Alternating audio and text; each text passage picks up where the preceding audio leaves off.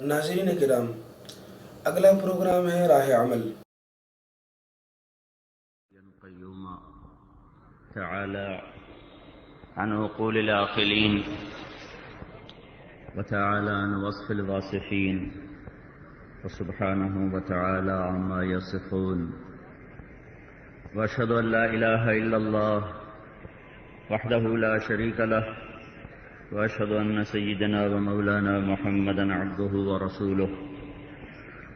أما بعد، أعوذ بالله من الشيطان الرجيم. بسم الله الرحمن الرحيم.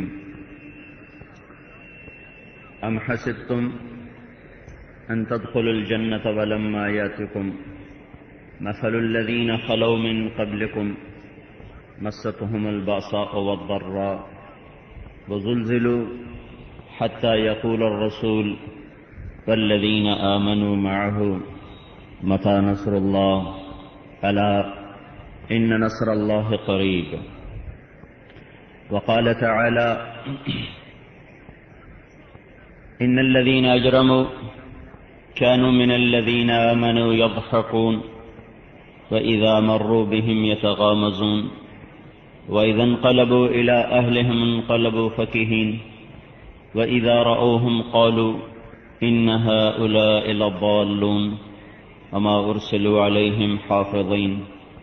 فاليوم الذين آمنوا من الكفار يضحكون على الأرائك ينظرون هل ثوب الكفار ما كانوا يعملون. وقال النبي صلى الله تبارك وتعالى هل ثوب الكفار ما كانوا يفعلون. وقال النبي صلى الله تبارك وتعالى عليه وسلم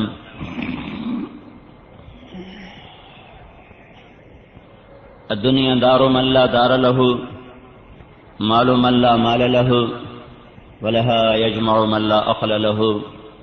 وقال النبي صلى الله تبارك وتعالى عليه وسلم بلغوا عني ولو آية أو كما قال. میرے محترم بھائی اور دوستو، جس دن اللہ تعالیٰ نے آدم علیہ السلام کو زمین پر اتارا اسی دن شیطان کو بھی اتارا. جس دن اللہ تعالیٰ نے حق کو زمین پر بھیجا اسی دن اللہ تعالیٰ نے باطل کو بھی زمین پر بھیجا. جس دن حق لے کر آدم علیہ السلام آئے اسی دن باطل لے کر شیطان آیا. اس دن سے شیطانی طاقتیں وہ اپنی طرف بلانے میں برسر پیکار ہیں. رحمان کے نمائندے اللہ کی طرف بلانے میں برسر پیکار ہیں. یہ دو دعوتیں آدم علیہ السلام سے چلی ہیں اور اس وقت تک چلیں گی جب تک سورج مغرب سے نہیں نکلتا، کہ یہ وہ آخری گھڑی ہوگی جب اللہ تعالیٰ توبہ کا دروازہ بند فرما دے گا. اس کے بعد کافر کا ایمان قبول نہیں، اس کی توبہ قبول نہیں. جو جس حال میں ہوگا پھر اسے اسی پہ مرنا ہوگا. یہ اللہ تعالیٰ کا بچھایا ہوا سٹیج ہے جہاں اس کے بندوں کا امتحان ہے. تبارک الذی بیدہ الملک وہو علی کل شیء قدیر الذی خلق الموت والحیات لیبلوکم ایکم احسن عملا. وہ ذات برکتوں والی جس نے زندگی اور موت کا نظام چلایا، جس کے ہاتھ میں ساری کائنات کی لگام ہے. یہ سارا کچھ اس لیے ہے کہ وہ تمہیں دیکھنا چاہتا ہے تم میں اچھا عمل کر کے کون آتا ہے. انا جعلنا ما علی الارض زینۃ لها لنبلوہم ایہم احسن عملا. زمین کو مزین کیا یہ دیکھنے کے لیے کہ یہاں اچھا عمل کون کرتا ہے، کون دنیا کو بناتا ہے، کون آخرت کو بناتا ہے، کون اللہ کو راضی کرتا ہے، کون شیطان کو راضی کرتا ہے، کون ہے جو اللہ کی اطاعت میں اپنے سر دھڑ کی بازیاں لگاتا ہے اور جان دیتا ہے، کون ہے جو نفسانی راہوں میں چلتے ہوئے مال و متاع کو اکٹھا کرنا زندگی کی معراج سمجھتا ہے، یہ حق و باطل کا ٹکراؤ آدم علیہ السلام سے شروع ہے میرے بھائیوں، آج بھی ہے، آئندہ بھی رہے گا۔ اور اللہ تعالیٰ کے نبی کا ارشاد ہے الحرب سجال بیننا ینالون منا وننال منہم۔ جب احد کی لڑائی میں شکست ہوئی تو اللہ تعالیٰ کے نبی نے اس وقت ارشاد فرمایا تھا کہ یہ جنگ ہمارے درمیان ہمیشہ چلتی رہے گی، کبھی وہ جیتیں گے کبھی ہم جیتیں گے، کبھی ڈول وہ بھر کے لے جائیں گے کبھی ڈول ہم بھر کے لے جائیں گے۔ ہماری کامیابی اور ناکامی کا مفہوم وہ نہیں ہے جو بازار میں سمجھا جا رہا، جو اسکول والے کالج والے سمجھا رہے، جو یونیورسٹیوں والے سمجھا رہے، یا جو آج کا میڈیا ہمیں مفہوم سمجھا رہا ہے۔ ہماری کامیابی کا مفہوم یہ ہرگز نہیں ہے۔ آج کی دنیا میں مال کا مل جانا، عزت دولت شہرت کا مل جانا، فتح کے جھنڈے گاڑ دینا، اسے کامیابی سمجھا جاتا ہے۔ ذلیل و رسوا ہو جانا، پٹ جانا، مر جانا، گر جانا، اسے ناکامی سمجھا جاتا ہے۔ اللہ تعالیٰ نے ہمیں کامیابی کا مفہوم دیا ہے فمن زحزح عن النار وادخل الجنۃ فقد فاز، جو دوزخ سے بچا اور جنت میں چلا گیا یہ کامیاب، یہ مفہوم کامیابی۔ ناکام کون ہے؟ قل ان الخاسرین الذین خسروا انفسهم واہلیہم یوم القیامہ الا ذلک هو الخسران المبین۔ آپ انہیں بتائیے موت کے بعد جو دوزخ کی گہرائیوں میں جا گریں گے اور ان کے اوپر بھی آگ ہوگی، ان کے نیچے بھی آگ ہوگی، لہم من فوقہم غلل من النار ومن تحتہم غلل، ان کے اوپر بھی آگ ان کے نیچے بھی آگ۔ ذالک یخوف اللہ بہ عبادہ یا عباد فاتقون، یہ وہ ناکامی ہے جس سے اللہ تمہیں ڈراتا ہے، اے ایمان والو ناکامی سے ڈر جاؤ۔ جہنم میں چلے جانا یہ ناکامی ہے، جنت میں چلے جانا یہ کامیابی ہے۔ اللہ راضی ہو گیا، ہم فتح پا گئے چاہے ہمیں میدان میں شکست ہو گئی، اللہ ناراض ہو گیا تو ہم شکست کھا گئے چاہے ہمیں میدان میں فتح ہو گئی۔ یہ مفہوم اس وقت نہ سمجھا جا رہا ہے نہ بولا جا رہا ہے، لہذا ساری دنیا کے انسانوں کا کہ سمجھنے کا جو معیار ہے وہ وہی بن گیا جو مغرب کی تعلیم نے ہمیں دیا۔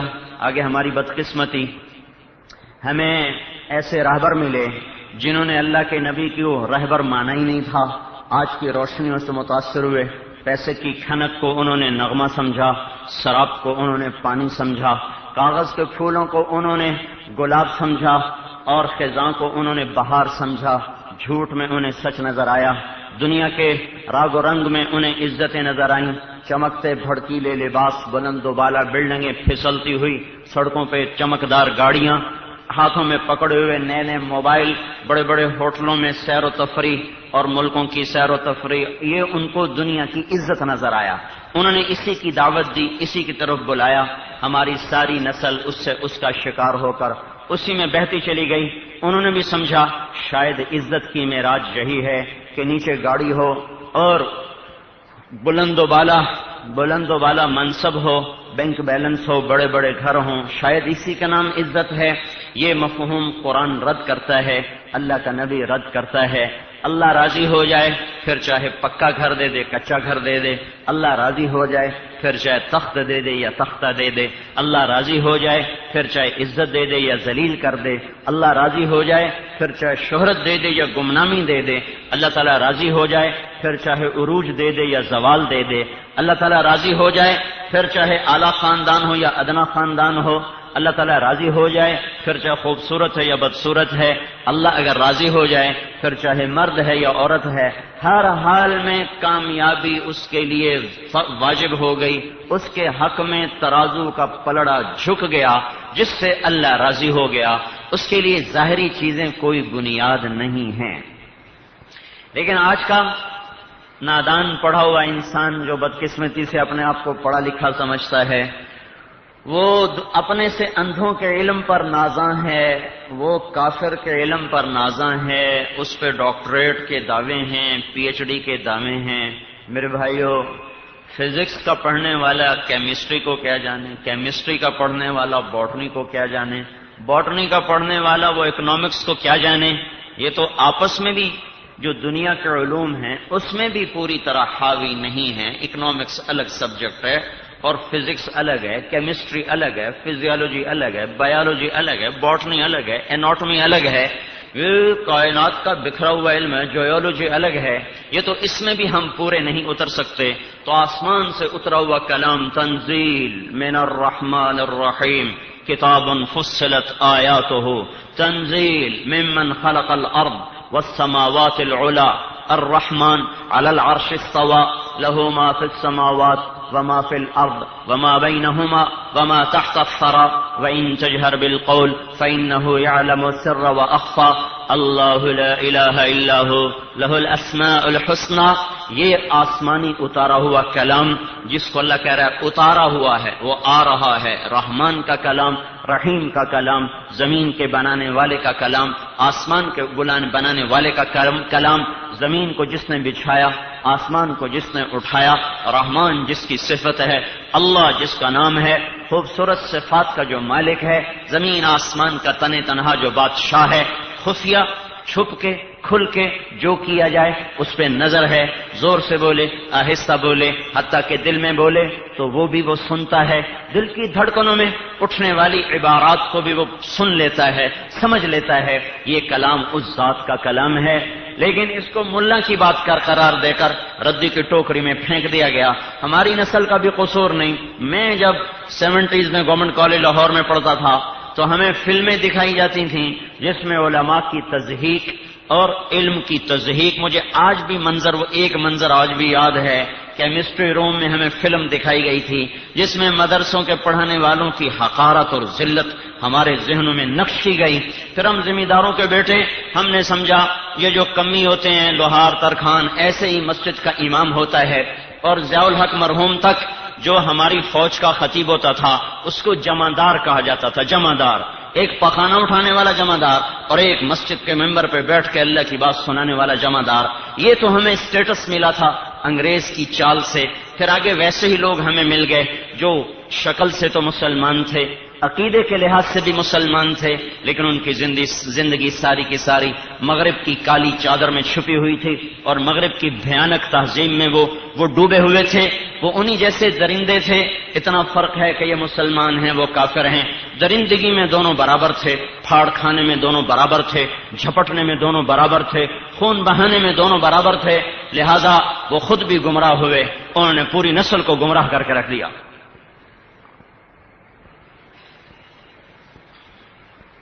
مجھے کبھی خیال آتا ہے ان 6 لاکھ کو یہ نسل کیا جواب دے گی جو پاکستان بننے میں ذبح ہو گئے۔ یہ پاکستان اس لیے بننا تھا کہ اسکولوں میں ناچ سکھایا جائے، اسکولوں میں بچیوں کو ڈانس سکھایا جائے اور انہیں موسیقی سکھائی جائے، اور لڑکوں نسل کے ہاتھ میں گٹار آ جائیں اور وہ گانے بجانے میں عزت دیکھنے لگ جائیں۔ تو ایک اللہ کو جواب دینا وہی بڑی مصیبت، اللہ کے رسول کو جواب دینا وہی بڑی گھاٹی۔ پاکستان کی نسل کو 6 لاکھ انسانوں کو بھی جواب دینا پڑے گا جو سرحد پار کرتے کرتے کرتے وہ سکھوں کی کرپانوں کی نظر ہو گئے اور وہ آگ میں جل گئے، ان کی راکھ اڑ گئی، وہ ستلج میں بہہ گئے، راوی میں بہہ گئے، چناب میں بہہ گئے، ان کی لاشیں، ان کو دفن کرنے والا کوئی نہ ملا، ان کو کفن نہ ملا، دریاؤں کی موجیں ان کا کفن بنی اور دریا کے نیچے پیندے، دریا کی تہ ان کی قبریں بنی، مچھلیوں کے پیٹ سے قیامت کے دن وہ اٹھائے جائیں گے اور ہمارا گریبان پکڑیں گے، ارے ظالموں ہم نے تو ملک اس لیے نہیں جانے قربان کی تھی اس دیش کے لیے کہ تم ناچ گانے کو تہذیب بنا لو اور ناچنا گانا اپنی ثقافت بنا لو، پتنگیں اڑانا تم اپنی تہذیب بنا لو۔ یہ دیش اس لیے اگر بنانا تھا کہ پتنگی اڑانے تھے، بسنتی منانی تھی، تو یہ کس لیے ملک بنایا گیا تھا؟ اور وہ 6 لاکھ کو یہ نسل کیا جواب دے گی؟ یہ بسنت منانے والے اور چھتوں پہ چڑھ کے گانے والے یہ اللہ کے سامنے تو مجرم ہیں، اللہ کے رسول کے تو مجرم ہیں، لیکن ان 6 لاکھ کے بھی یہ بڑے مجرم ہوں گے جب ایک طرف 6 لاکھ مدعی کہ اللہ دیکھ میری بیٹی اس ملک پہ قربان ہوئی، میرے سامنے میری بیٹیوں کی عزتوں کو تار تار کر دیا گیا۔ ہمارے ایک جاننے والے ہیں، وہ واپس آئے، انہوں نے دیکھا 22 آدمی ان کے گھر کے ذبح ہوئے پڑے تھے، 22 ایک گھر میں 22 آدمی ذبح ہوئے پڑے تھے۔ اس کی زندگی بچ اللہ نے رکھی تھی، وہ کہیں گیا ہوا تھا، واپس آیا تو 22 آدمی، کوئی بیٹی ادھر پڑی، باپ ادھر پڑا، بھائی ادھر پڑا، اماں ادھر پڑی، چچا ادھر پڑا، مامی ادھر پڑی، تایا ادھر پڑا۔ یوں یہ دیش بنایا گیا، اس لیے نہیں بنایا گیا کہ یہ سب کچھ ہو جو ہو رہا ہے۔ بھٹک گئے. جس قوم کا علم غلط ہو جائے انہیں تباہی سے کوئی چیز نہیں بچا سکتی. ہمارا علم غلط ہو گیا. تو میرے بھائیوں، نیا سال شروع ہو رہا ہے. آپ حیران ہوں گے یہ نیا سال کون سا ہو؟ تو جنوری تھا. ایک دم آنکھیں میں نے کھلی دیکھی، نیا سال. اور ان کو یہ بھی نہیں پتا کہ محرم سے ہمارا سال شروع ہوتا ہے. من ندانم جنوری یو فروری. ہمارا سال جنوری سے نہیں شروع ہوتا، ہمارا سال دسمبر پہ ختم نہیں ہوتا، ہمارا سال ذوالحج پہ ختم ہوتا ہے، یکم محرم سے شروع ہوتا ہے. آج ہم پر 1423 سال پورے ہو چکے ہیں ہمارے نبی کو ہم سے رخصت ہوئے، اور 1424واں سال شروع ہو چکا ہے، اور اس کی بھی آج 24 تاریخ ہو چکی ہے. اور نئے سال کی ابتدا ہے بھائیوں. میں نے پچھلے سال بھی بات کی تھی، ایسے ہی محرم کے مہینے میں جمعہ پڑھانے کا اتفاق ہو گیا تھا. آج پھر میں اپنی بات دہراتا ہوں. نیا سال ہے یہ محرم، ہمیں ایک بڑے عظیم الشان واقعے کی یاد دلاتا ہے. اور میں کل بیٹھا سوچ رہا تھا کہ اللہ کا بھی پتہ نہیں کیا حکمت ہے کہ واقعہ کربلا بھی محرم میں ہوا.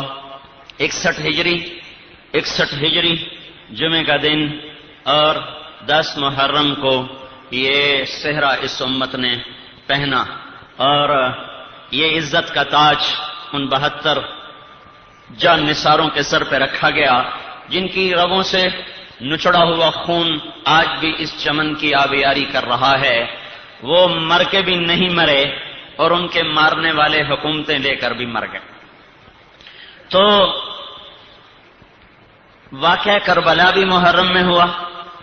پھر اس سے کے بعد بغداد پر حملہ ہوا، ہلاکو خان نے حملہ کیا فروری 1258 میں. تو وہ بھی محرم کا ہی مہینہ تھا. محرم میں 656 ہجری 1258 عیسوی فروری یا جنوری کا مہینہ تھا، اور محرم تھا. محرم جب پھر 16 لاکھ انسانوں نے شہادت کا سرخ جوڑا پہنا اور اللہ کے دربار میں اپنی جانوں کا نذرانہ پیش کیا. صرف بغداد میں 16 لاکھ آدمی ذبح ہوئے کہ ماؤں کی چھاتیوں سے معصوم بچوں کو کھینچ کر ان کے سامنے ان کی گردنوں کو تن سے جدا کر دیا گیا، کھوپڑیوں کے مینار کھڑے کر دیے گئے، اور ہلاکوں نے کہا کہ میں نے بغداد کو مٹا دیا ہے، پھر یہ کبھی صفحہ ہستی پر نہیں ابھرے گا. بغداد تو باقی رہا، تاتار مٹ گئے، مغل مٹ گئے، ان کی سلطنتیں مٹ گئیں، ان کے نشان مٹ گئے. ہلاکو کہاں مرا، کس جگہ قبر بنی، کوئی نہیں جانتا. چنگیز کہاں مرا، کس جگہ قبر بنی، کوئی نہیں جانتا. اور منگو خان اور اغدائی اور چغتائی اور طلوئی اور سبدائی، یہ سارے چنگیز خان کے بیٹے. جوجی اس کا بڑا بیٹا، اغدائی اس کا چھوٹا بیٹا، چغتائی اس سے چھوٹا، طلوئی اس سے چھوٹا، پھر آگے سبدائی اس کا سب سے بڑا جرنیل، کوئی نہیں جانتا کہاں مرے. پھر آگے اس کے اغدائی کا بیٹا قیوق تھا جو خاقان بنا، اس کا کسی کو نہیں پتا. قبلائی خان منگو کا بیٹا تھا، کہاں طلوئی کا کہاں گئے کوئی پتہ نہیں. منگو کہاں مرا، ہلاکو کہاں مرا، قبلائی کہاں مرا، قبریں کہاں بنی. تاتار مٹ گئے، مغل مٹ گئے، بغداد پھر بھی باقی رہا. اور آج کے ہلاکوں نے بھی حملہ کیا. تو وہ بھی مہینہ محرم. بھائی عجیب بات ہے، دیکھو محرم جیسے سال نو آتا ہے نا، شکر ہے یہ لوگ ان سال نو منانا، یہ چونکہ ان کافروں کی ترتیب تھی تو وہ شرابیں پیتے ہیں. اب یہ بھی ان کے غلام، تو یہ بھی شرابیں پیتے ہیں. وہ زنا کرتے ہیں، یہ بھی زنا کرتے ہیں. وہ ناچتے ہیں، یہ بھی ناچتے ہیں. وہ نیو ایئر نائٹ مناتے ہیں 5 سٹار ہوٹلوں میں. ہماری نسل بھی 5 سٹار ہوٹلوں میں نیو ایئر نائٹ مناتی ہے. اور وہ ناچ گانے کی محفلیں سجاتے ہیں. ہماری نسل بھی ناچ گانے کی محفلیں سجاتی ہے. وہ ننگے مست ہو کر سڑکوں پہ آتے ہیں، یہ بھی ننگے اور مست ہو کر سڑکوں پہ آتے ہیں. لیکن ہمارا جو سال منایا جاتا ہے، ہمارا سال حسین کی شہادت سے منایا جاتا ہے. ہمارے سال کی ابتدا ہوتی ہے اور حسین کی شہادت ہمارے زخم اور دل کے پھپھولے پھر وہ کھول کے چلی جاتی ہے. اور پھر وہ زخموں میں اثر نو خون رسنا شروع ہوتا ہے. پھر سلے ہوئے ٹانکے ٹوٹ جاتے ہیں. پھر آنکھوں کے چشمے ان کے بند بہہ جاتے ہیں. پھر لاکھوں کروڑوں آنکھیں ہیں جو سیل رواں کی طرح، رم جھم برسات کی طرح گھنگور گھٹاؤں کی طرح، وہ بارش کی طرح اپنے آنسوؤں کو برساتے ہیں اور اپنی سال نو کی یاد مناتے ہیں۔ ہم سال نو اس طرح مناتے ہیں، ہاں جو اندھوں کے پیچھے چلیں گے تو انہی کے مطابق ان کا سال ہوگا۔ ہمارا سال جو ہوتا ہے وہ حسین کی یاد میں ہوتا ہے، اس کی قربانی پر ہوتا ہے۔ اتنی بڑی قربانی کر کے، اور یہ وہ انسان ہے کہ اللہ تبارک و تعالیٰ نے حسن نام کسی کا نہیں رکھوایا دنیا میں، حسین نام کسی کا نہیں رکھا گیا دنیا میں۔ سب سے پہلے جب حضرت فاطمہ کا بیٹے ہوئے تو حضرت فاطمہ نے ان کا نام رکھا حرب، لڑائیوں والا، دلیر، شجاع۔ حضور صلی اللہ علیہ وسلم کے پاس لے کر آئیں، آپ نے گڑتی دی، کیا نام رکھا بیٹی کا؟ یہ حرب کا نہیں، جس کا نام حسن ہے۔ پھر 10 مہینے کے بعد، 11 مہینے کے بعد حضرت حسین پیدا ہوئے تو ان کو گڑتی حضرت فاطمہ نے دی، لے کر آئیں، بیٹا کیا نام رکھا؟ کہا جی حرب کا نہیں، اس کا نام حسین ہے۔ اور ایک حدیث میں آتا ہے کہ اللہ تعالیٰ کے نبی نے فرمایا، اللہ نے حسن اور حسین کے نام دنیا کی نظروں سے چھپا کے رکھے تھے، سب سے پہلے میری بیٹی کے بیٹوں کو یہ نام دیے گئے، بڑے کا نام حسن، چھوٹے کا نام حسین۔ یہ نام بھی اللہ نے چھپا کے رکھے تھے، ان کو نام بھی وہ دیے گئے جو کسی کو نہیں دیے گئے، ان کو عزت بھی وہ دی گئی جو کسی کو نہیں دی گئی۔ آپ نے فرمایا یہ فرشتہ ابھی آیا ہے اور مجھے یہ خبر دے کر گیا ہے کہ میرا بیٹا حسن بھی جنت کا سردار، حسین بھی جنت کے نوجوانوں کا سردار، میری بیٹی فاطمہ جنت کی خواتین کی سردار ہے۔ یہ دنیا اور آخرت کے لحاظ سے اتنے بڑے انسان ہیں کہ ان کو اللہ تعالیٰ دنیا ہی میں پیدا ہوتے ہی جنت کی بشارت نہیں دے رہا، بلکہ جنت کی سرداری کی بشارت دے رہا ہے، جنت کے نوجوانوں کی سرداری کا انہیں ہار پہنا رہا ہے، نبی کو ان کے لیے سواری بنا رہا ہے۔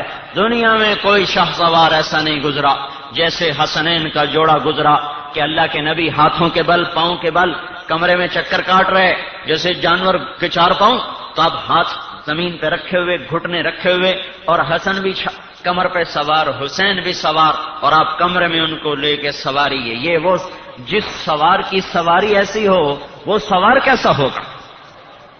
جن کی سواری محمد الرسول اللہ بنے، جن کی سواری حبیب اللہ بنے، جن کی سواری سید الانبیاء بنے، سید الکونین بنے، تاجدار مدینہ بنے، عرب و عجم کا شاہ سوار بنے، عرب و عجم کا سردار بنے، قاب قوسین کے مقام کا جو مالک ہو، والضحیٰ جس کے چہرے کا خطاب ہو، واللیل جس کی زلفوں کا خطاب ہو، وَلَسَوْفَ يُعْطِيكَ رَبُّكَ فَتَرْضَىٰ کے ذریعے سے جس کو مقام بخشا گیا ہو، سارے پردے ہٹا کر جسے سامنے کھڑا کر کے اس سے خطاب کیا گیا ہو، اور السلام علیک ایھا النبی ورحمۃ اللہ وبرکاتہ، جس کو اعزاز ملا ہو کہ اللہ تعالیٰ نے دنیا سکیڑ دی، آسمان نیچے کر دیے، اور 7 آسمان نیچے ہو گئے، جنت نیچے ہو گئی، سدرۃ المنتہا نیچے ہو گیا، عرش نیچے ہو گیا، اوپر 70,000 نور کے پردے بھی اٹھ گئے، اور اللہ اپنے حبیب کے سامنے آ گیا۔ جس محبوب کی اتنی بلند پرواز ہو، اس کی کمر پر 2 شہزادے سوار ہیں، سواری کر رہے، ایک حسن ہے، ایک حسین ہے، جن کی سواری ایسی، وہ سوار کیسے؟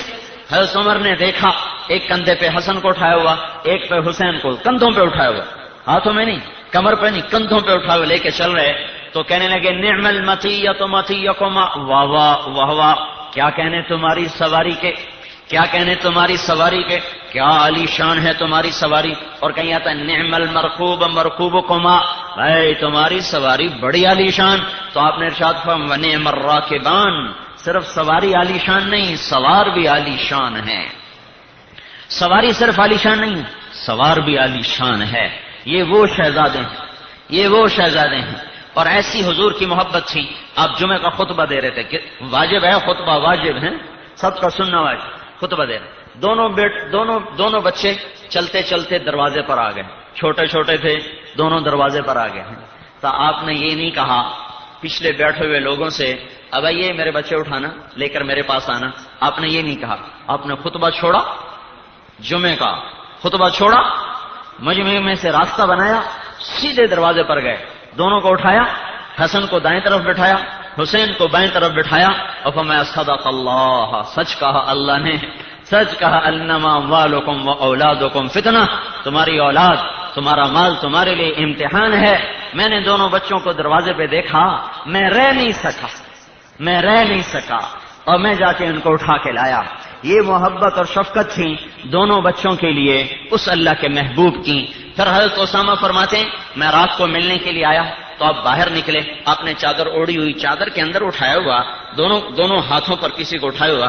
جب میری بات مکمل ہوئی میں نے پوچھا یا رسول اللہ یہ کون ہے؟ آپ نے کہا یہ حسن ہے، یہ حسین ہے، یہ میری بیٹی کے بیٹے ہیں، یہ میرے بھی بیٹے ہیں۔ اللہم انی احبہما، اے اللہ میں ان سے پیار کرتا ہوں، فاحبہما، یا اللہ تو بھی ان سے پیار کر، فاحبب من احبہما، اے میرے مولا جو ان دونوں سے پیار کرے ان سے بھی تو پیار فرما۔ پھر آپ نے فرمایا اللہم انی احب حسینا فاحبہ، اللہ میں حسین سے پیار کرتا ہوں، جو اس سے پیار کرے تو اس سے پیار فرما۔ کمن احب حسینا فقد احبنی من ابغض حسینا فقد ابغضنی، جس نے حسین سے پیار کیا اس نے مجھ سے پیار کیا، جس نے حسین سے بغض رکھا اس نے مجھ سے بغض رکھا۔ حسین سبط من الاسباط، یہ اونچے اونچے القابات ان کو عطا فرمائے گئے۔ اور ایک دفعہ گھر میں تشریف لائے حضرت فاطمہ کے، تو دونوں بچے سوئے ہوئے، علی بھی سوئے ہوئے، فاطمہ بھی لیٹی ہوئی۔ تو حضرت حسن کو پیاس لگی، انہیں اماں کو اٹھایا، اماں پانی چاہیے۔ حضور صلی اللہ تعالی وسلم حضرت فاطمہ کے اٹھنے سے پہلے خود اٹھے اور جا کر سامنے گھڑا تھا اس میں پانی تھا، پانی نہیں نکالا، پانی نہیں دیا، باہر نکل گئے۔ ایک بکری کھڑی تھی جس میں دودھ نہیں تھا، شاتن بقی، وہ بکری جس میں دودھ نہ ہو، اس کے تھنوں کو ہاتھ لگایا، وہ دودھ سے بھر گئے۔ آپ نے تازہ دودھ نکالا، گلاس بھر کے اندر لائے۔ اتنے میں حسین بھی اٹھ گئے تھے، وہ آگے بڑھ کے پینے کے لیے آگے آئے۔ آپ نے کہا پیچھے ہٹ جاؤ۔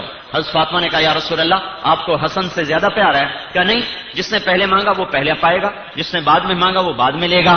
لیکن بات یہ تھی کہ آپ کئی دفعہ آپ نے فرمایا حسن میرا بیٹا ہے، حسین علی کا بیٹا ہے۔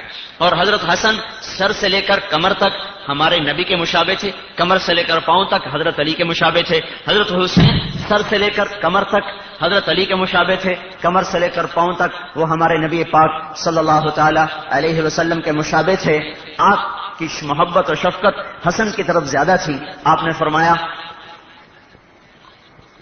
دونوں کو دودھ دیا، دودھ، پانی نہیں، دودھ۔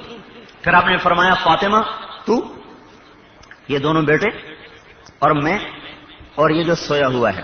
اس سارے قصے میں حضرت علی کی آنکھ نہیں کھلی، کہا میں، تو، یہ دونوں بچے اور یہ سویا ہوا، ہم قیامت کے دن اکٹھے ہوں گے بے مکان واحد یوم القیامہ، ہم قیامت کے دن اکٹھے ہوں گے۔ اپنے حضرت علی سے فرمایا اترضى ان يكون منزلك مقابل منزلي في الجنہ، اے علی تجھے خوشخبری ہو جنت میں تیرا گھر میرے گھر کے سامنے ہے۔ یہ میں چند ایک فضائل سنا رہا ہوں، اگر میں سارے فضائل سناؤں مجھے جو پیغام دینا وہ رہ جائے گا۔ صرف ایک نمونہ آپ کے سامنے میں نے پیش کیا ہے۔ یہ وہ لوگ ہیں جن کو جنت کی چابیاں ملی، جنت کی سرداریاں ملی، اللہ کے نبی کی پشت پہ سواریاں ملی۔ نماز سجدے میں، آپ نماز پڑھ رہے سجدے میں، تو حسن آئے اور کمر پہ چڑھ گئے، ایک نیچے گھس گیا ایک اوپر چڑھ گیا۔ تو صحابہ آئے روکنے کے لیے، اٹھانے کے لیے نا، تو آپ نے سجدے میں، نفل نماز تھی، سجدے میں ہاتھ کا اشارہ کر کے صحابہ کو روک دیا کہ نہیں کرنے دو جو یہ کرتے ہیں۔ سجدے میں ہی ہاتھ کے اشارے سے روک دیا، چنانچہ وہ پیچھے ہٹ گئے۔ اب دونوں ایک اوپر چڑھ رہے، ایک نیچے، ایک اوپر ایک نیچے، تو آپ نے اپنے ہاتھ ایسے کھول دیے، ہاتھ کھول دیے، ایک نیچے گھس جاتا پھر اوپر جو دوسرا نیچے گھس جاتا وہ اوپر چڑھ جاتا، جب تک وہ آپ کی کمر پہ چڑھے رہے، کھیلتے رہے، آپ نے سجدے سے سر نہیں اٹھایا۔ یہ وہ ہستیاں ہیں۔